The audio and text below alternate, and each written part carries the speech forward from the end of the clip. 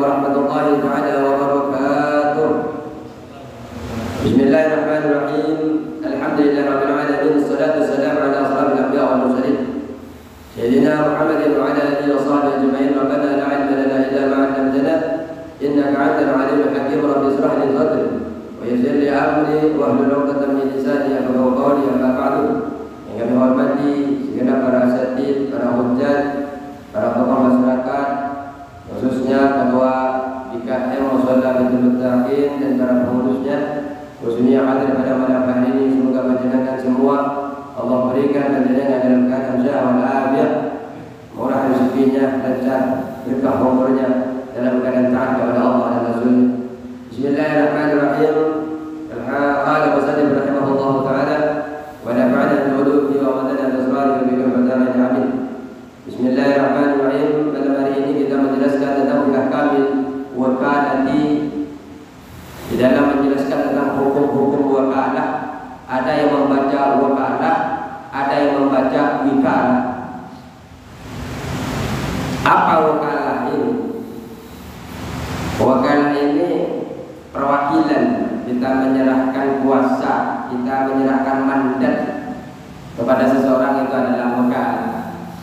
Kalau secara bahasa at-tafwid, penyerahan, menyerahkan kuasa, menyerahkan mandat kepada seseorang, ini disebut dengan wakalah atau wikalah.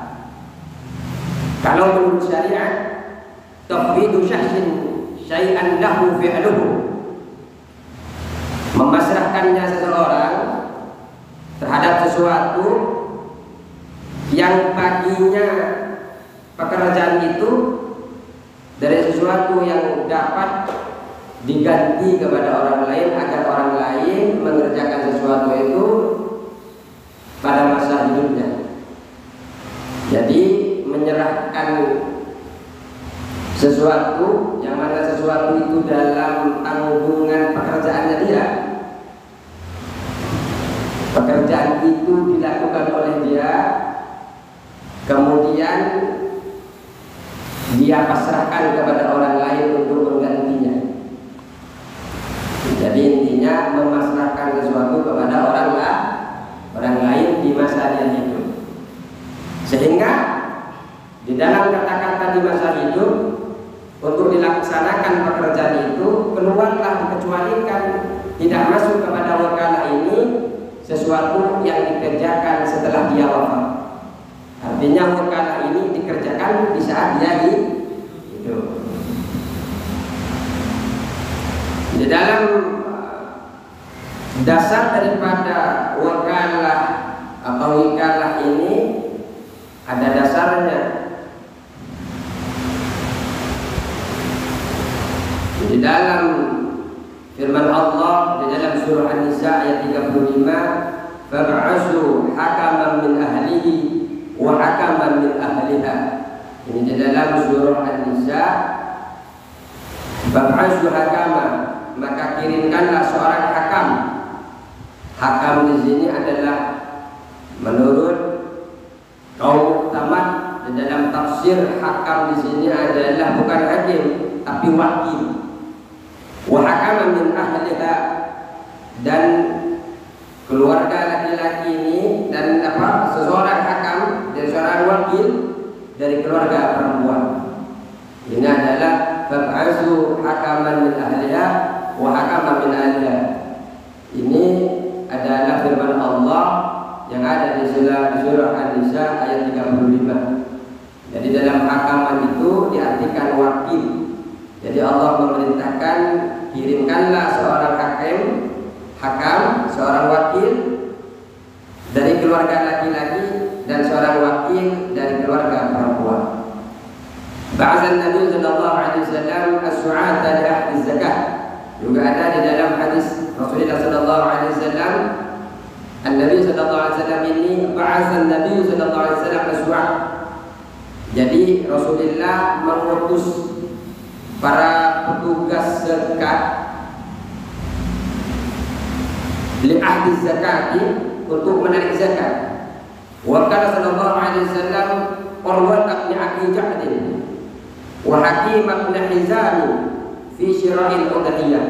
Jadi Rasulullah sallallahu alaihi wasallam mengutus para petugas zakat untuk mengambil zakat. Artinya Nabi Muhammad mewakilkan kepada orang lain untuk menarik zakat.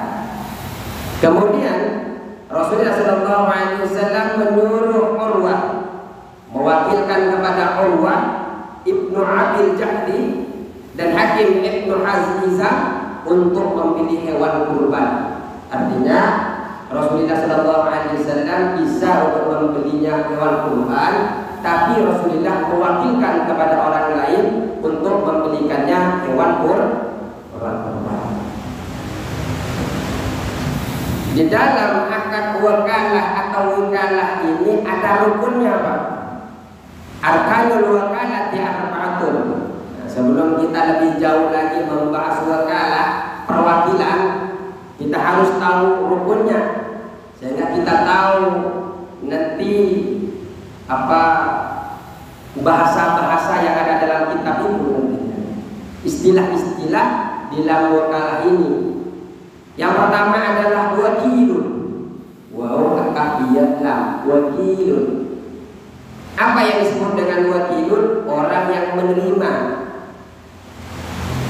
Orang yang menerima mandat atau kuasa. Orang yang menerima mandat atau kuasa namanya wakilun. Itu yang pertama. Yang kedua adalah muwakkilun. Orang yang menyerahkan kuasa. Orang yang menyerahkan mandat namanya muwakkilun. Jadi kalau Rasulullah dalam hadisnya itu Rasulullah ini menjadi muwakkil, kemudian Allah ini menjadi wakil daripada Rasulullah membeli hewan kurban.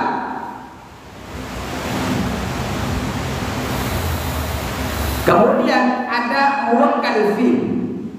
Kalau muwakkal fi ini adalah barang atau perkara yang diwakilkan. Muwakkal fi, perkara yang diwakilkan. Kemudian ada sigat. Sigat ini biasa. Itu umum. Contoh daripada muwakkal, dapat contoh daripada wakil. Ayyakula Zaidun li Amrin. Zaid berkata kepada Amr, wakaltu fi bai'i dzari. Saya wakilkan kepadamu di dalam menjual rumahku. Umar mengatakan, qabiltu, saya terima. Ada Zaid berkata kepada Umar, saya ingin mewakilkan kepadamu menjual rumah saya. Kenapa sampai tentang wakil perwakilan ini dibahas dalam Islam? Agar yang mewakilkan dan yang menjadi wakil, yang mewakili sama-sama enak, tidak ada timbul masalah di belakangan hari. Sehingga inilah tujuannya Islam. Ini kan banyak Pak di lingkungan kan. Saya wakilkan, tolong jualkan rumah saya, tolong jualkan motor saya. Ini banyak kan di lingkungan. Tanah saya jualkan, ya saya terima. Sebagaimana contoh di sini, Zaid berkata kepada Ammar, saya wakilkan kepada kamu, saya serah kuasakan. Saya serah kuasakan. Saya angkat kamu jadi wakil saya di dalam menjual rumah saya. Zaid ini menjadi apa? Menjadi muwakil, orang yang memasrahkan, orang yang memandatkan. Kemudian Zaid Umar menjadi apa? Wakil. Muwakkal fi. Apa muwakkal fi-nya sini? Perkara yang diwakilkan apa perkaranya? Menjual rumah. Sigatnya saya mewakilkan kepadamu rumah saya untuk dijual. Itu, iya saya terima. Tapi di dalam menerimanya Umar itu boleh dengan dua cara. Boleh dengan dia diam, boleh dia dengan menjawab qabiltum, karena tidak ada syarat untuk jawaban qabiltum. Yang ada hanya pemasrahan saja. Kalau hanya qabiltumnya tidak perlu, tidak apa-apa di dalam akad wakalah. Baik, kita baca kitabnya. Jadi wakalah ini bisa dibaca wakalah, bisa dibaca wakilah.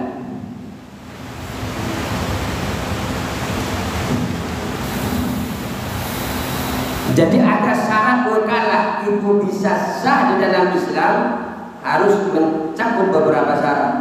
Apa saja? Wa kullu ma jaza lil insani tasarrufu fihi bi nafsihi jaza lahu an yuwakkila fihi ghairahu. Wa kullu ma jaza, tiap sesuatu yang boleh.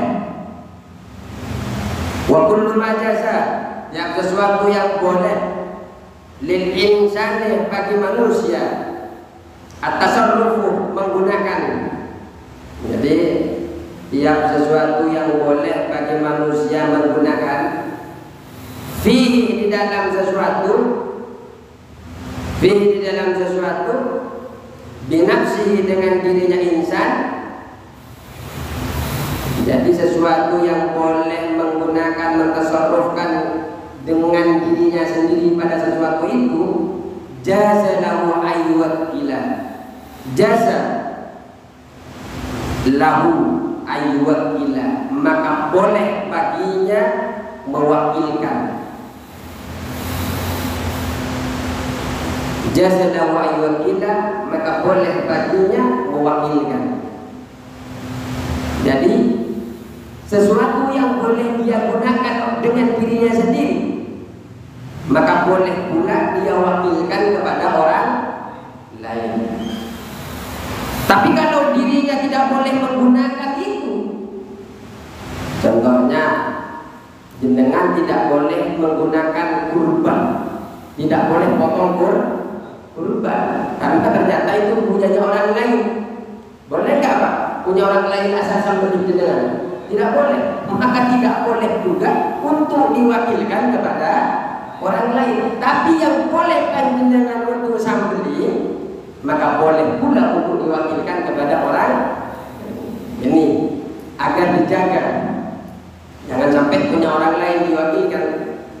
Au yatawakkal fihi, atau menjadi wakil di dalamnya. Jadi panjenengan bisa memberikan wakil terhadap sesuatu yang boleh panjenengan tasarrufkan, yang boleh panjenengan gunakan, boleh pula panjenengan menjadi wakil daripada itu. Boleh mewakilkan kepada orang lain, boleh menjadi wakil dari orang lain. Yang penting yang diwakilkan itu adalah hak penuh untuk dirinya sendiri untuk menggunakannya.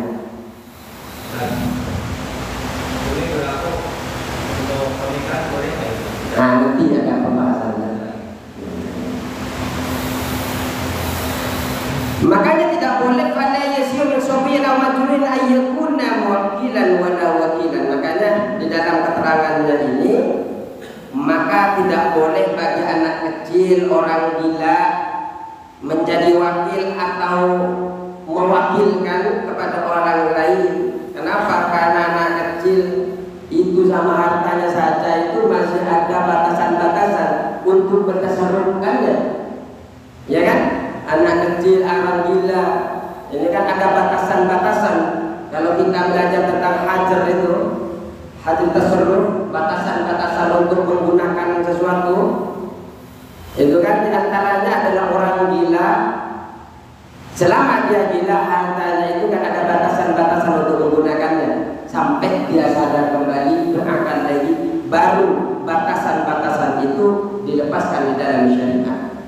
Anak kecil, masih anak kecil, harus ditasarruf. Tasarrufnya itu ada batasan-batasannya oleh walinya. Makanya di sini tidak boleh anak kecil itu atau orang gila menjadi wakil atau mewakilkan. Makanya syarat memberikan perkara yang diwakilkan itu harus bisa diganti, harus bisa menerima untuk diganti kepada orang lain. Artinya apa yang saya kerjakan boleh diganti oleh orang lain. Ya kalau perkara yang saya lakukan ada perkara yang saya gantikan tapi tidak boleh digantikan oleh orang lain. Perkara saya contohnya di dalam tentang sumpah, di dalam nikah talak bihar, itu kan contoh. Talak bihar kan begini Pak, bilang kepada istrinya, punggung kamu kayak punggung ibu saya. Itu kan jadi talak bihar. Punggungnya diibaratkan dengan ibu. Itu jadi talak bihar. Nah, kalau yang bilang itu orang lain kepada istri panjenengan itu tidak menjadi masalah. Tapi kalau yang menjadi masalah adalah ketika dia sendiri mengucapkan tentang itu, bahwa punggungnya istri kamu, istrinya itu punggungmu sama dengan punggung ibu saya. Kalau banyak lagi yang bilang punggung istrimu kayak punggungnya ibu kamu, yang jadi masalah Pak, enggak jadi talak bihar, enggak jadi talak. Iya, tapi kalau panjenengan tidak dia, tolong sampaikan kepada istri saya, punggung istri saya itu enggak jadi talak bihar. Kalau yang ini enggak bisa diwakilkan, karena ini ketika ini diucapkan oleh sendirinya, maka itu akan menjadi talak bihar. Contohnya itu. Atau sholat jenengan nggak bisa diwakilkan kepada orang lain. Tolong dong saya sholatkan, ya kayak orang meninggal, nggak bisa, karena nanti ada. Makanya fala yasihu tawkil fi ibadati badaniyah. Makanya tidak bisa Pak mewakilkan sesuatu dalam ibadah itu yang bersifat ibadah, di ibadaniyah yang sifatnya badan. Ya, nggak bisa, kecuali haji, membagikan zakat, tolong bagikan zakat saya, boleh kan? Itu kan zakat itu adalah ibadah badan, tapi boleh diwakilkan kepada orang lain. Haji bagi orang yang tidak mampu, bagi orang yang sudah wafat, boleh diwakilkan kepada orang lain. Dan wakil ini, orang yang akan memberikan perwakilan, orang yang menyerahkan perkara itu harus memiliki penuh kepada apa yang akan diserahkan, diwakilkan kepada orang lain. Harus memiliki penuh, bukan yang akan dia miliki. Contoh, tolong dong jualkan motor saya yang akan saya punya besok. Motornya masih besok yang akan dia punya, disuruh jualkan. Ini nggak bisa. Kenapa? Karena bukan kepemilikan penuh pada saat itu. Atau tolong sampaikan kepada istri saya mentolak dia, dan istri yang akan menjadi istri saya itu masih besok. Ya bukan berarti bukan istrinya, karena yang mau dia nikahi masih besok, nggak bisa. Kalau sudah penuh dia punya istrinya, sampaikan saya menolak istri saya. Sampaikan ya mamanya datang, kakaknya datang, tolong dong sampaikan kepada istri saya, mulai hari ini dia bukan istri saya. Yang nyampaikan kakaknya. Kalau di masyarakat biasanya kan tokoh masyarakatnya yang nyampaikan, si Udin itu sudah nggak mau lagi sama kamu, katanya kamu bukan lagi istrinya mulai malam hari ini. Pada saat itu dia harus iddah, tidak boleh keluar rumah, memelihara ataupun di perutnya dia memiliki anak dengan tidak itu. Nah, orang sekarang cerai sekarang sudah pergi ke mall cari yang baru, nggak boleh. Oke, ini adalah secara singkat tentang perkara yang diwakilkan. Terus konsekuensinya apa? Wal wakalatu 'aqdun jaizun. Wakalah ini, perwakilan ini adalah akad yang boleh dilakukan. Sama siapa? Oleh kedua belah pihak. Boleh dilakukan oleh kedua belah pihak, dari wakil ataupun muwakil. Ya kalau seumpamanya nggak ada wakilnya atau ada wakilnya tapi tidak ada muwakilnya, kan nggak akan jadi akad wakalah. Harus ada dari kedua belah pihak. Ini adalah hukumnya boleh. Walikulli minhuma fasluha mata saat. Dan tiap-tiap keduanya, muwakil dan wakil, orang yang memberikan wakil untuk memasrahkan orang yang memberikan mandat dan orang yang menjadi wakil, boleh merusaknya. Fasluha, merusaknya, boleh merusaknya mata saat, kapan saja dia mau. Jadi wakilnya boleh, mulai sekarang saya nggak mau menjual rumah kamu ya. Kenapa Pak nggak mau jual rumah saya lagi? Harga kamu berubah-ubah, setiap ada orang yang mau beli dinaikin terus. Ya, seumpamanya pada saat itu berubah bisa jadi ilah dia tidak mau lagi untuk menjadi wakilnya, atau mewakil sudah nggak mau lagi kerjasama dengan wakilnya. Udah ya, kamu sekarang nggak usah jual rumah saya lagi. Nggak usah. Kenapa Pak? Nggak boleh saya jadi wakilnya kamu untuk menjual rumahnya. Kamu terlalu mahal ngambil untung, sehingga orang-orang pada curhat kepada saya dan semacamnya, alasan-alasan. Maka pada saat itu intinya adalah ketika salah satunya itu ingin merusak akad wakalah ini, maka diperbolehkan. Watal fasihu, dan menjadi rusak akad wakalah bimauti ahadihima, sebab mati, wafat salah satu daripada muwakil dan muwakil.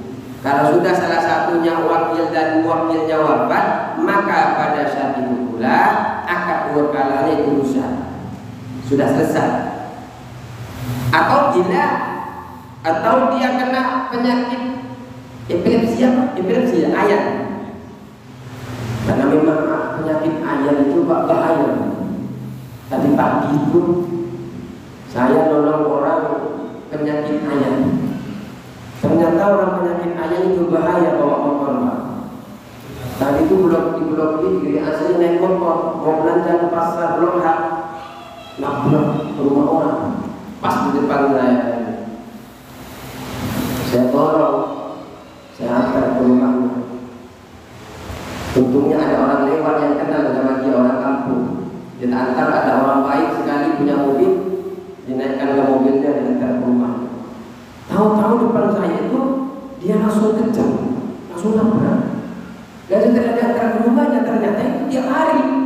Karena orang tuanya bilang begini, nah pokoknya hari begini istri saya yang bidan, jadi disentam Bu, anaknya kan ayam. Iya Bu, epilepsi, apa itu katanya? Enggak ada rasa panik di ibunya itu, padahal luka. Saya nanya, enggak ada rasa panik ya istri saya? Mungkin kalau enggak tiap hari. Maksudnya kalau anak kita kan panik, Pak, dan bahaya itu. Ya kalau ada yang nolong kayak tadi, kalau nggak ada yang nolong atau ada yang nolong, yang paling takutin kan motornya. Yang saya ambil setelah saya naikkan, motornya diambil duluan. Karena takut ada yang nolong juga motornya. Sudah ditolong, motornya nggak balik-balik. Baik, lanjut. Ternyata penyakit ayan ini juga setelah dia pingsan karena penyakit ayan, rusak pula akad itu. Wal wakilu amirun, wal wakilu dan wakil ini amirun, harus orang yang dipercaya, yang amanah, yang dapat dipercaya.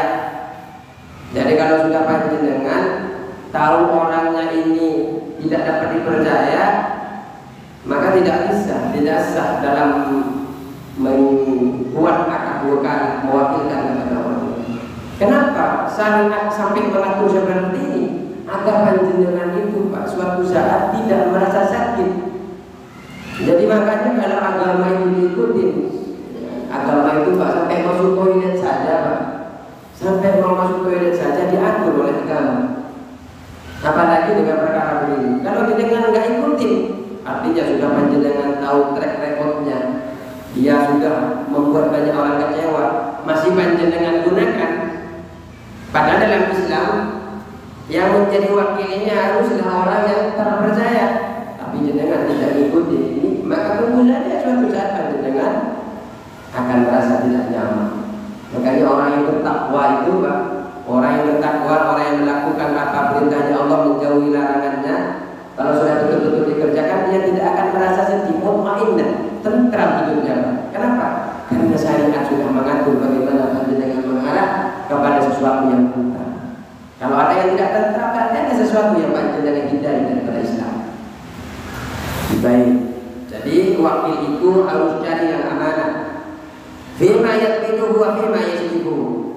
Amanah itu, terpercaya itu fima di dalam sesuatu, yatbiduhu yang menerima sesuatu, wa fima yasdiquhu dan di dalam sesuatu yasrifuhu digunakannya, menggunakannya. Jadi ketika dia menerimanya dan menggunakannya, dia dapat amanah, dapat dipercaya di dalam menerima barang yang perkara yang diwakilkan, menerima apalagi menggunakan apa yang diwakilkan, dia amanah. Di dalam Islam itu Pak, sampai mau minum saja itu diatur. Kita disunahkan minum itu pakai tangan apa Pak? Pakai tangan kanan. Bisa coba pakai tangan kanan. Kalau makan, tangan kanan kita akan kotor. Bagaimana cara minumnya? Tangan kanan kita kan makan kotor.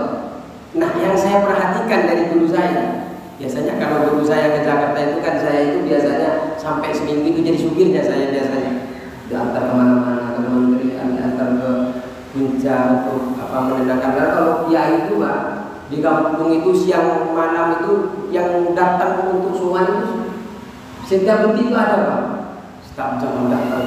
Jadi beliau ini memang betul-betul butuh istirahat. Jadi ketika Jakarta itu, nah yang saya perhatikan ketika makan, ketika beliau itu makan, minum itu memang pakai tangan kiri, tapi beliau itu gunakan tangan kanan begini. Jadi kirinya tetap megang, tapi tangannya yang kanan tetap begini. Jadi itu yang saya perhatikan dari guru saya ketika minum. Dan saya ayo monggo.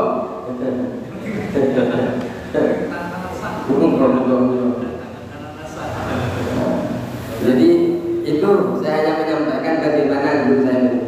Jadi ketika minum beliau masih pegang ini. Jadi tidak melepas tangan kanan. Ini betul-betul orang yang alim itu Pak adalah bukan hanya sekedar tahu ilmu. Banyak orang tahu ilmu, tapi ternyata mereka tidak menggunakan ilmu yang dia ketahui. Alim itu sebenarnya adalah orang tahu tapi menggunakan ilmunya. Jadi ketika makan pakai tangan kanan, minum pakai tangan kanan. Ketika tangan-tangan tidak bisa, sebisa mungkin dia tetap menggunakan. Monggo. Jadi harus mencari orang yang amanah di dalam menerima dan menggunakan apa yang diwakilkan, perkara yang diwakilkan. Wala yadminu illa bitafrid. Wala yadminu dan tidak wajib menanggung, tidak perlu menanggung jawab. Jadi orang yang wakil itu, orang yang menjadi wakil itu tidak perlu bertanggung jawab ketika ada kerusakan. Ketika ada masalah, di dalam menjadi wakil itu tidak perlu menanggung. Illa bitafridi, kecuali dia ceroboh. Kecuali ceroboh, kecuali lalai, maka dia atas dasar dasar kecerobohannya, maka wajib dia mengganti perkara yang dia wakilkan. Artinya ketika panjenengan menjadi muwakil, artinya menjadi muwakil itu orang yang mewakilkan perkara, selagi wakil panjenengan itu tidak lalai, tidak ceroboh, maka panjenengan tidak memiliki kewajiban untuk minta tanggung jawab atas perkara yang diwakilkan. Kenapa? Karena dia hanya boleh mengganti sesuatu yang rusak dari apa yang diwakilkan ketika dia ceroboh. Contoh di dalam kitabnya, seseorang menyerahkan barang yang dijual, padahal belum menerima pembayaran. Dikasih duluan. Orang belum transfer sudah dikasih duluan. Nah, itu termasuk di dalam kitab ini contoh ceroboh. Jadi mobil, rumah, sertifikatnya sudah dikasih duluan padahal belum ditransfer. PPKB-nya, STNK-nya, motornya udah bawa Pak, bayar belakangan. Ini termasuk orang dan akhirnya setelah dibawa pulang enggak balik-balik. Udah diganti balik nama rumahnya, saya sudah bayar. Ya buktinya ini sertifikat sudah ada di saya. Mana buktinya? Sudah dikasih kamu. Mana buktinya? Enggak tahu sudah dikasih. Secara hukum dia sudah megang sertifikatnya. Pengadilan pun masih benar. Insya Allah. Terus. Wala yajuz, sudah tidak boleh bagi orang wakilnya ini ayyabi'a wa yashtari, bagi wakil ini tidak boleh di dalam akad wikalah secara mutlak tidak boleh ayyabi'a untuk menjual wa yashtari dan membeli illa bisa syara'ita kecuali dengan 3 syarat. Jadi tidak boleh menjual dan membeli ini di dalam akad baik, di dalam akad jual beli ada 3 syarat. Umpamanya suruh menjualkan rumah panjenengan, bagi wakil menjual rumah itu harus dengan 3 syarat. Apa saja 3 syaratnya? Yang pertama adalah ayyadi abisami bisamanil misli. Menjualnya itu harus dengan harga standar. Jadi jangan dijual di bawah pasaran, enggak. Jadi ketika menjadi panjenengan menjadi wakil enggak boleh sudah diwakilkan harganya rumah 140 malah panjenengan jual 50, cepat laku Pak. Cuma kan nanti wakilnya itu menjadi sedih Pak. Makanya harus standar harganya, tidak boleh di bawahnya. Dan tidak boleh walaupun di bawahnya memang tidak boleh ada kerugian yang sangat besar. Suruh dijaga toko.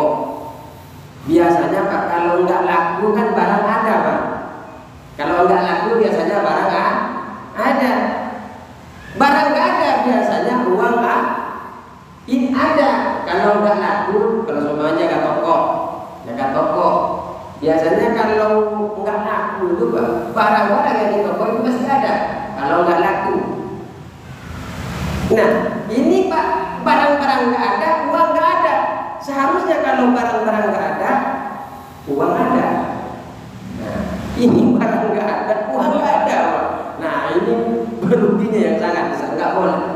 Di dalam syarat enggak boleh. Terus. Yang kedua adalah ayyakuna naqdan. Harus penjualannya itu selain harga standarnya itu harus menggunakan mata uang. Penjualannya itu harus menggunakan mata uang. Uang itu binaqdil baladi. Mata uang yang digunakan itu harus dengan mata uang di negara yang berlaku di negara itu. Kalau di dalam syarahnya itu Pak yang nomor 2 adalah uang apa harus ayyakuna zamanul misri, harus menggunakan uang standar. Naqdan. Nah, ini kalau di dalam kitab sarahnya nakdan itu diartikan harus cash. Sebenarnya nakdan itu mata uang, tapi kalau kita baca sarahnya harus bayarnya cash, tidak boleh dicicil, harus kontan. Dan juga yang ketiga, mata uang yang digunakan binaqdil balad, harus menggunakan mata uang yang berlaku di negara tersebut. Jangan menggunakan mata uang yang sudah 100 tahun yang lalu. Ya kalau pakai emas mendingan Pak, mata uang dulu kan pakai emas, bisa dijual. Ya kan, kalau mata uang dulu itu kan emasnya itu sesuai dengan harganya, beda dengan sekarang.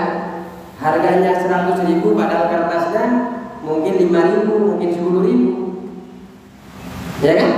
100.000 sekarang itu kan nilainya. Jangan-jangan kertasnya hanya harganya 10.000 atau udah paling mahal 50. Artinya tidak sesuai. Kalau dulu itu kan semakin berat semakin sesuai. Dinar, dirham. Kalau dinar terbuat dari emas, dirham terbuat dari perak. Kemudian ini kan mata uang, uangnya itu harus sesuai dengan, harus berlaku di negara tersebut. Seumpamanya uang, ada 2 mata uang di negara tersebut, ternyata di negara tersebut berlaku 2 mata uang, maka panjenengan menggunakan mata uang yang lebih dominan. Ternyata ada dirham, ada riyal, ada apa seumpamanya, maka panjenengan dalam transaksinya harus menggunakan, nah ini di dalam Islam itu agar tidak mengecewakan kepada bodi, orang yang punya hak milik penuh yang mewakilkan mandat itu. Jangan sampai dia kecewa nanti. Jadi kalau ada 2 mata uang, maka pilihlah yang salah satunya lebih dominan. Kalau ternyata sama-sama dominan, kalau sama-sama dominan, maka pilihlah yang lebih manfaat kepada muwakil. Oh, ternyata muwakilnya itu lebih senang kalau pakai dinar umpamanya, maka dia menggunakan dinar.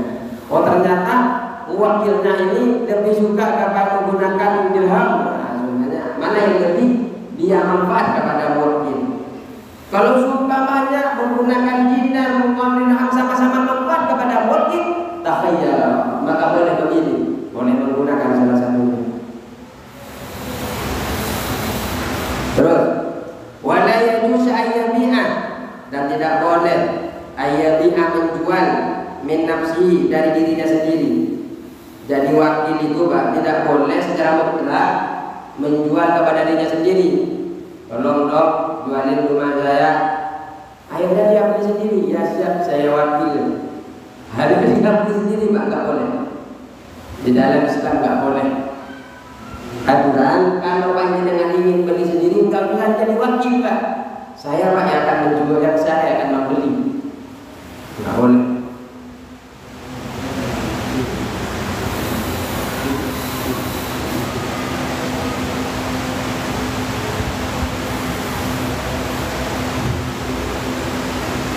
Wala yukiru, benar ini ya? Benar lanjutannya itu. Wala yukiru, dan tidak boleh memberi pengakuan. Siapa wakil? Wakil ini tidak boleh memberi pengakuan ala wakilihi, atas yang mewakilkan kepadanya, yang mewakilkan terhadap wakil ini.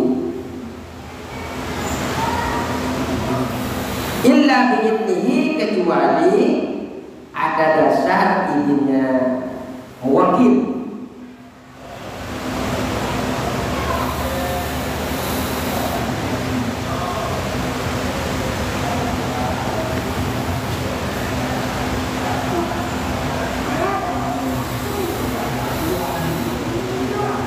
Jadi ketika dia menjadi wakil Pak, tidak boleh memberikan pengakuan terhadap orang yang diwakilkan. Seumpamanya di dalam permusuhan dia tidak memiliki hak untuk ikrar. Nanti ikrar ini kita ketemu minggu depan, pengakuan. Minggu depan kita akan membahas tentang ikrar ini. Jadi tidak boleh memberikan pengakuan kepada orang lain. Oh, dia itu orang yang saya wakilkan ini, orangnya begini, telah melakukan begini. Tidak boleh. Apalagi membuka aib, tidak boleh. Malah menjatuhkan wakil yang diwakilkan, tidak boleh. Jadi yang mewakilkan ini, contohnya lagi,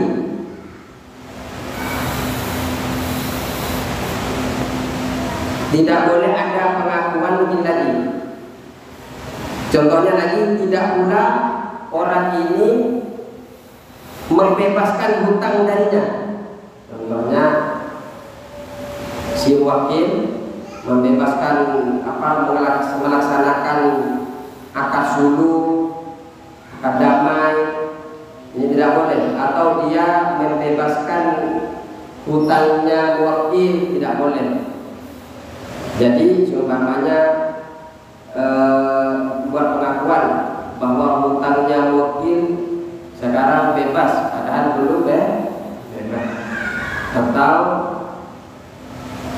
seumpamanya Pak Adi punya hutang kepada Pak Haji, seumpamanya menjadi wakil, saya bebaskan hutangnya ini, padahal tidak ada ini, tidak boleh kalau seperti itu. Kecuali bila biidzni, kecuali ada izin dari wakil. Kalau tidak ada izin, tidak usah asal-asalan seperti itu. Tahu-tahu nanti Pak, tahu-tahu nanti utang yang kemarin mana Pak? Sampai itu sudah dibebaskan, padahal belum ada izin. Sebenarnya kalau di dalam kitab Fiqh Syariah banyak sekali pembahasan ini. Cukup sekian. Wallahu a'lam bishawab. Wassalamualaikum warahmatullahi wabarakatuh.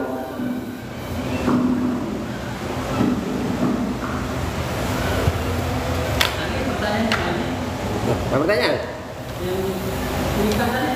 Yang tingkat. Enggak, ini ada. Apa?